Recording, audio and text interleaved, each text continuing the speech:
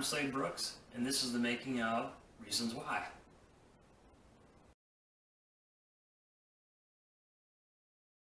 It's about looking back on a past relationship and seeing these moments of doubt in the other person, and just wishing you could go back and reassure them that everything's going to be fine and to not give up on this. We're in love, and the fate that we've been handed will never leave us stranded. I'll never say goodbye. We're in love, and this feeling is getting stronger. This blossoming life lasts longer, and we've just begun.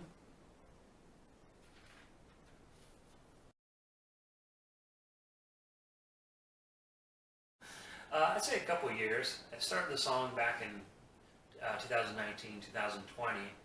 I had the verse and the chorus, and I was stuck at that point. I originally started the song off on D minor, and a friend of mine suggested that I start out on F. And so I tried that for a little while, and I got frustrated. I put the song away. A few months later, I came back to it, and I said, you know, this song really has potential here. I got to do something with it. One of the big issues was the way that the verse transitioned into the chorus. Basically, the lyrics would flow right into the chorus in a way that would make it really difficult to play live. So what I did was I ended up adding an extra measure of rest in there, and which is something that I do later on in the song as well. So after I did that, it got the ball rolling, and I came up with that synth lead that's in the intro, and I came up with these bass parts, and I came up with some piano stuff, rhythm guitar, some lead guitar, and I woodshedded the crap out of it. I recorded the song over and over again, trying new things as I went along, trying different guitar tones, changed the lyrics. Even as I went into the studio, I ended up deciding on a different set of lyrics. Not completely, just in a few parts I changed the lyrics. And so the song was basically from 2019 all the way until February, when I was still recording the song. I was making changes to it. So I'd say 2 years.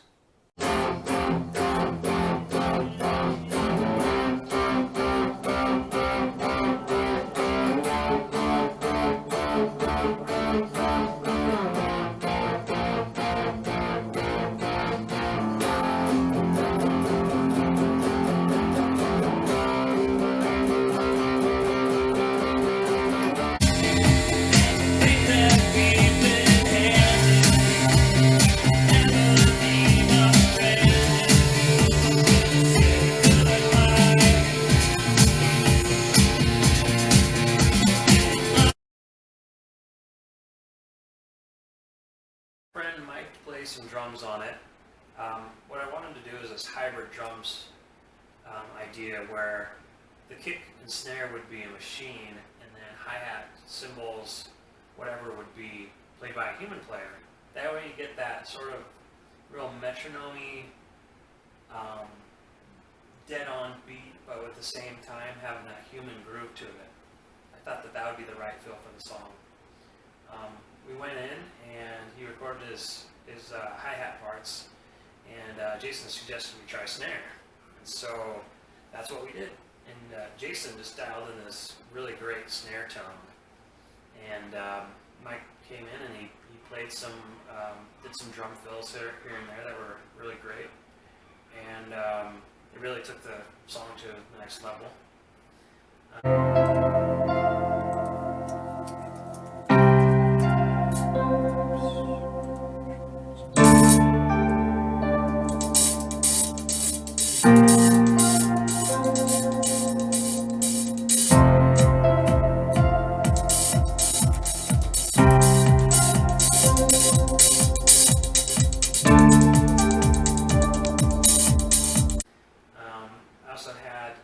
Goldberg came in and played bass.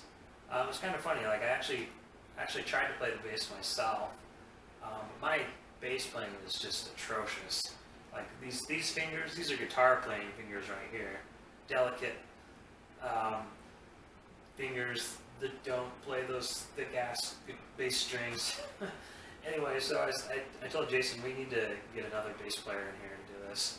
And Neil happened to come by the studio one day when I wasn't there, and he laid down some bass parts. He came up with these really great lines, but I didn't quite know what to do with the guitar on them, so I had to kind of modify them a little bit. So I went back in with my digital bass, tapping it out on the machine, came up with these parts that went with what he had. And you can still hear his parts in there a little bit. Then I also worked with Darian and Renee. She did the backup vocals.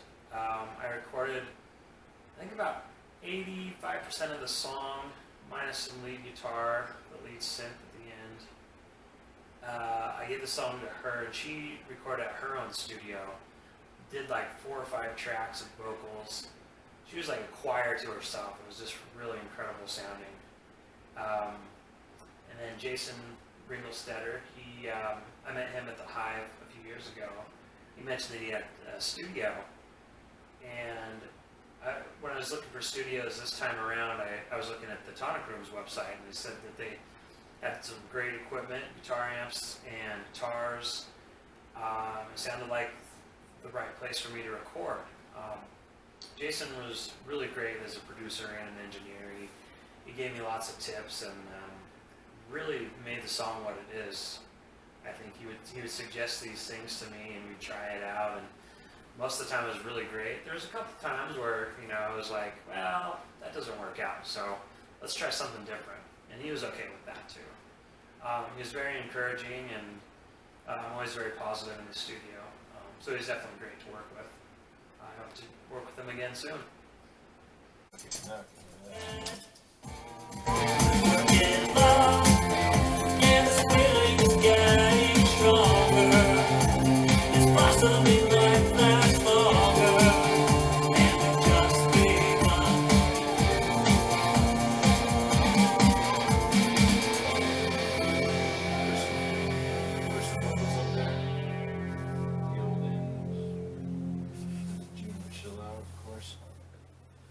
Well, got any other parts you want to drop? No, that sounds. I think we got it. Yeah, man. Yeah. Nice. Got all the elements of a pop song. Got almost like 2 different types of. We got drum hybrid. I got to tell you my drum hybrid story here. When I was in college, I was delivering pizzas, and I look up and there's like 6 pizzas to deliver to 38 Special, their tour bus. I'm like, this is cool. I'm gonna deliver to 38 Special. And my roommate just bought their latest record. And it was at that time, I thought it was kind of revolutionary, because it was a super great blend between acoustic drums, electronic drums, and just hybrid them together, and it matched the dynamics of the songs. And I'm going to tell the guys, good job, because I'm really smart. I'm going to impress 38 Special. And I get on the tour bus, and there's lights and rock stars and girls everywhere, and I was like, whoa. And the tour manager comes and gives me like $100 and goes, Get out of here. So I wasn't quite as prolific as I was hoping.